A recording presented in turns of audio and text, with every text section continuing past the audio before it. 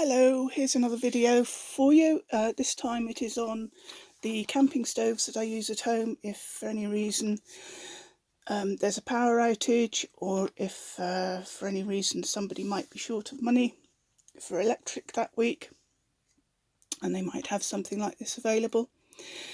Now, the most obvious way to go is a camping stove, and it comes with these types of canisters. The pros are that it's very convenient, it's very easy to use, it doesn't take much space if you have a single burner. The downside is these aren't particularly big canisters, so they don't last a huge length of time, but overall I think this is the safest method you could use. Now, obviously, I would recommend you have firefighting equipment to hand, as well as suitable first aid supplies and training in case of burns or scalds.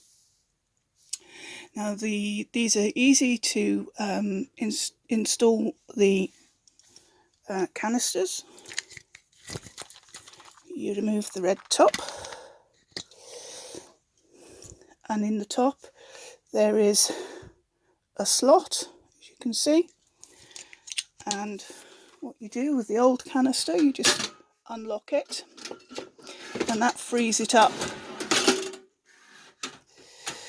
from the side section. I'll just make this a little bit easier for you to see. Okay, basically locking it pushes it forward into the system. This little bit here fits into that slot, so you can take it out and then you put it back, make sure that's in place, close it up and lock it down. Now, I like to leave the camping gas stove sitting for a few minutes, just to in case any small amounts of gas escape while it clips on. It is minuscule, but better safe than sorry, and stick with your nose because you will smell unburnt gas. Unlike carbon monoxide, you will smell gas, so you use your senses. Right, now I'm going to go on to types of pots you could use on this. Okay, the most obvious pot is a kettle. This is a whistling kettle, camping kettle. Nothing fancy, but it does the job. Now, while conventional wisdom is you boil 1 cup of water at a time, if you're just making a single cup of tea, when doing something like this you might want to boil more water, or prepare something warm that you can then put into a flask. This is meant as a food flask, but it could double up as a flask for hot water, and that way you've got water for the rest of the day without having to, if you've made a cosy cocoon somewhere, this will mean that you don't need to move from that cocoon as much as you would otherwise perhaps need to do.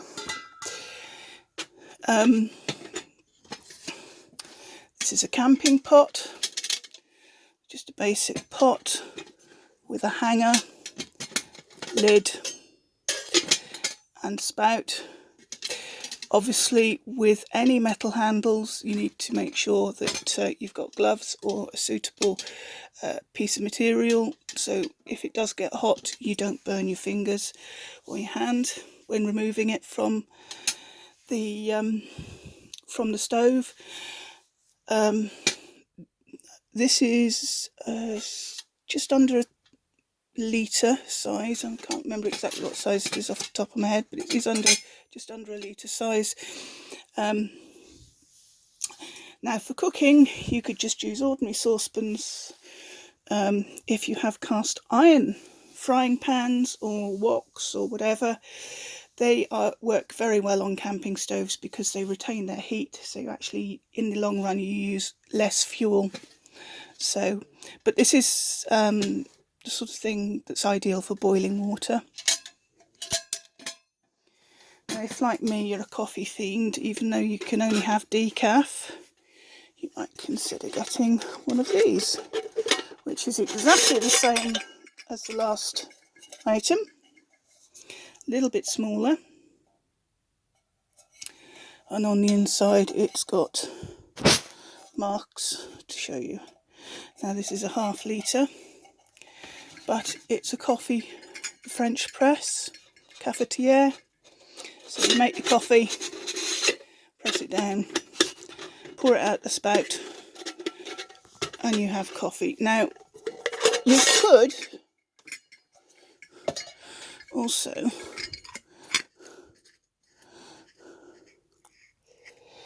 unscrew this.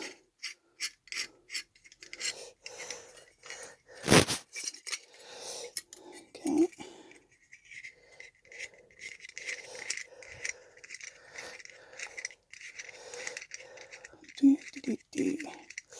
I am getting there. You can unscrew this. I mean, you could actually leave that part in place if you want. You could take it away totally, put something else through there to make a handle, and there you have an ordinary pot.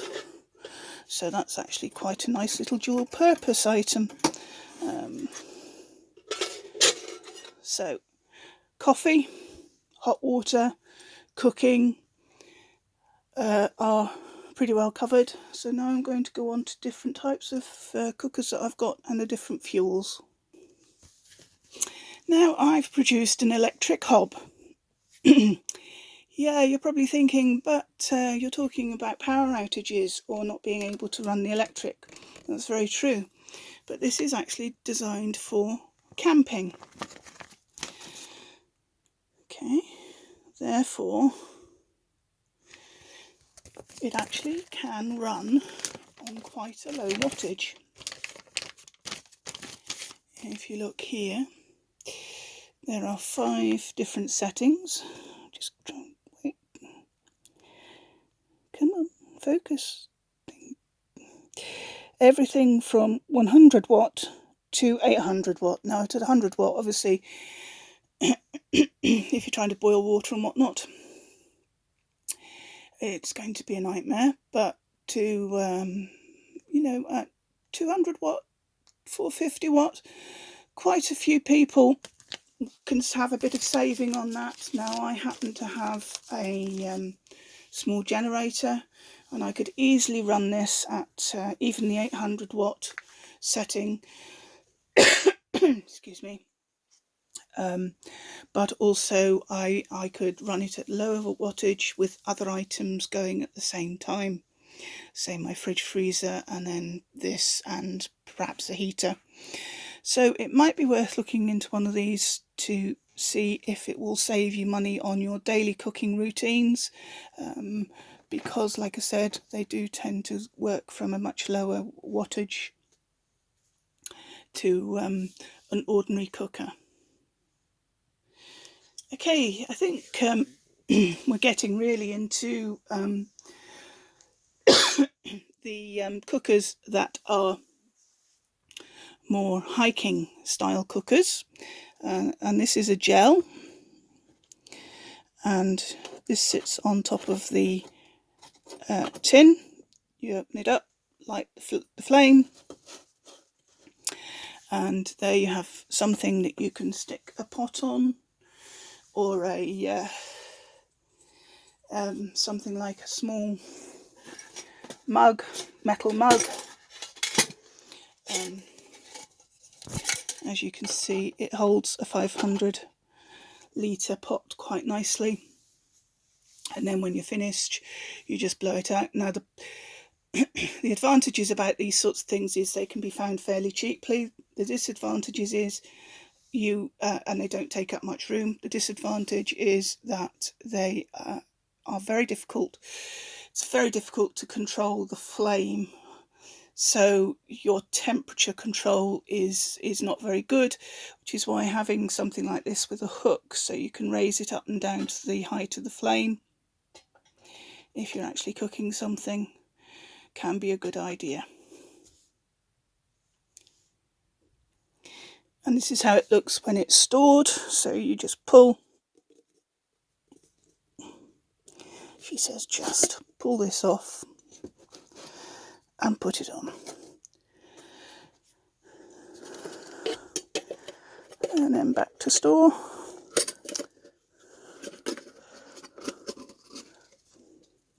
Simple as that.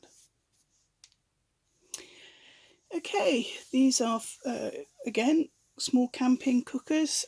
This is a very small one, as you can see. This is just duct tape, so the fuel blocks can be taped inside. Now, these are quite useful because they're more ecologically friendly than the old hexamine tablets. Yes, the hexamine tablets are much cheaper, but you don't get the toxic fumes that you do get with hexamine tablets. Now, like all open flames, carbon monoxide is something you've got to be aware of. So either use them in well ventilated areas or have a carbon monoxide alarm to hand, because that is odourless. You cannot smell that at all and is highly dangerous. So that's a little camping stove, one type, and this is another. Now, as you can see, it's pretty worn, used, but you put the block in there, light it up, and away it goes. It has different settings, so you can get the pot higher or lower to the flame, and that's what it looks like when it's closed up.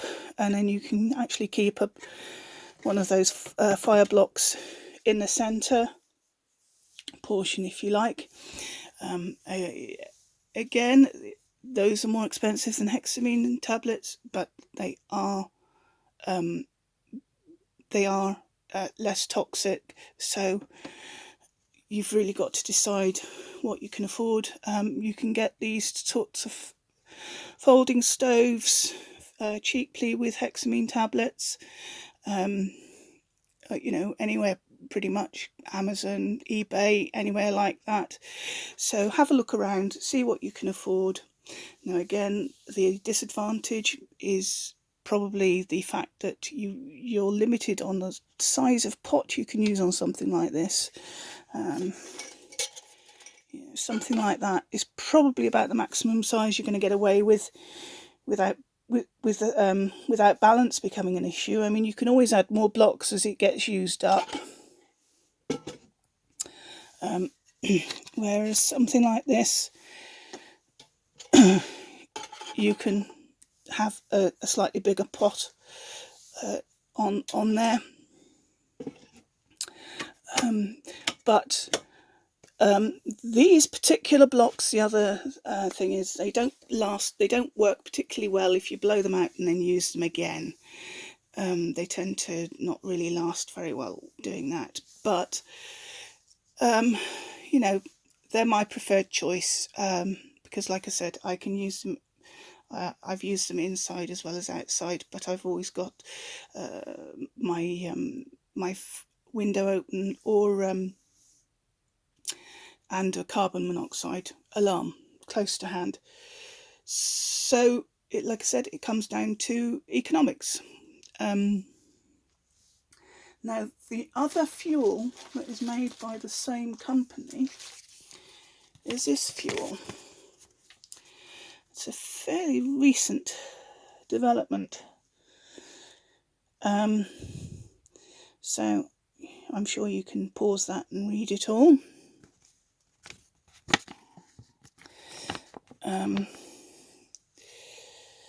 So this is by a slightly different company. Sorry, I thought it was the same company. It's not. But It comes in a little pouch like this. Now the beauty about this is you can actually just apply it to the bottom of a pot, apparently. Now I've not tried it,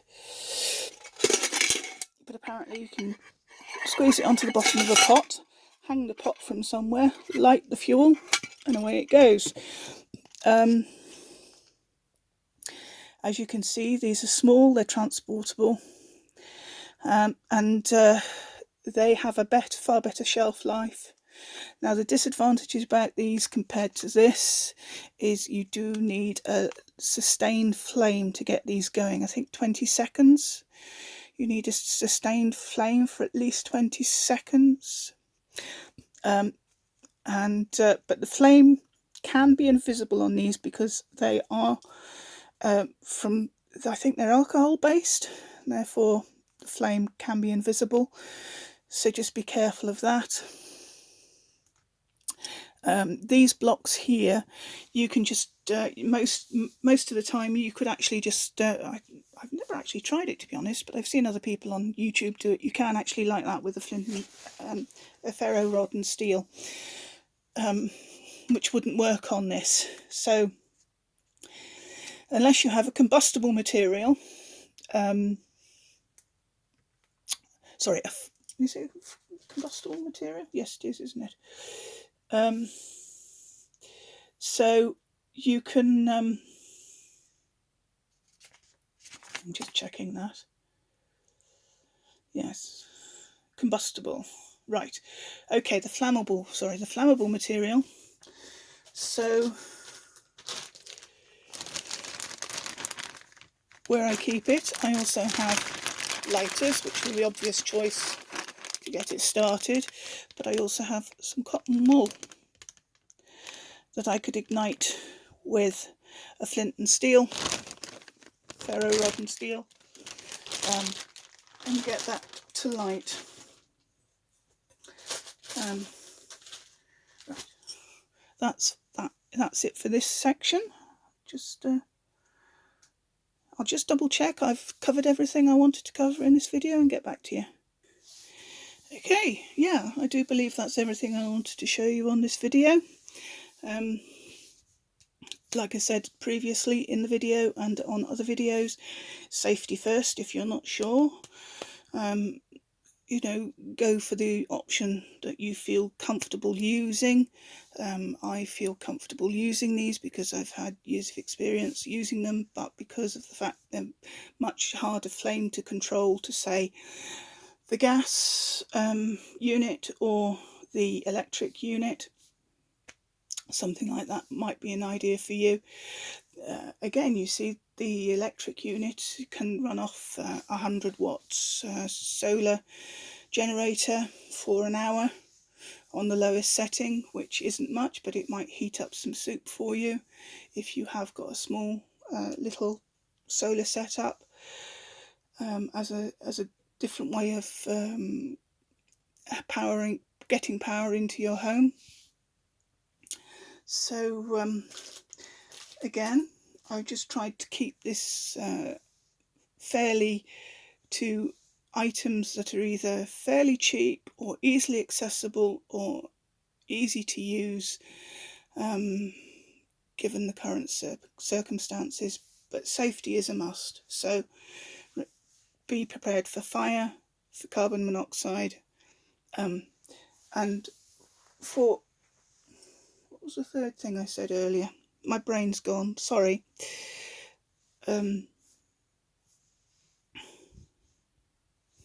Oh, I know, yeah, finally got there. First aid supplies or training to deal with burns and scalds. Might not be a bad idea to check online for that sort of thing for the kitchen anyway, but I have some of this handy just in case I need it. Thank goodness, touch wood, I've not needed it yet, but something like that, and first aid training can go a long way in having the peace of mind. Again, I'm not an expert at this is just my experience throughout the years. My immediate choices for cooking would be my electric hob, and then my gas hob, and then my camping stoves. If you have an outdoor barbecue, you could also use that for cooking. If the weather's not particularly nice, if you have an old a bit of tarpaulin, or something similar, a piece of plastic even, that you could string up above there to protect you from the elements, go ahead and do that. I have a camping wood stove that I would use on outside if I was making food for myself and all my neighbours, which, you know, is a distinct possibility. And I have a tarpaulin that I could put up alongside on my patio area, alongside the poles that hold up my washing line. It would be an easy setup for me. So, like I said, and that would provide, as someone I know jokingly put it, a soup kitchen for all the vulnerable people that live where I live, because we live in sheltered, well, we used to be sheltered accommodation. They call it independent living accommodation these days. And if for any reason there were rolling power cuts throughout the winter, that would be what I would be saying to my neighbours. Come and, you know, get some soup, get some hot water. If you have a flask, bring a flask. We can top it up with hot water. If you have a food flask, you know, we could top that up with soup, or, you know, a basic stew or whatever. But like I said, that is a very worst case scenario, but it's something that I have thought about, because you never know. This is what part of being prepared is all about. Anyway, again, I've waffled on enough. I hope you've enjoyed the video. I will be back with another one at some point this week. And if you liked it, please give it a thumbs up, a share and a subscribe. And I'll see you next time. Bye for now.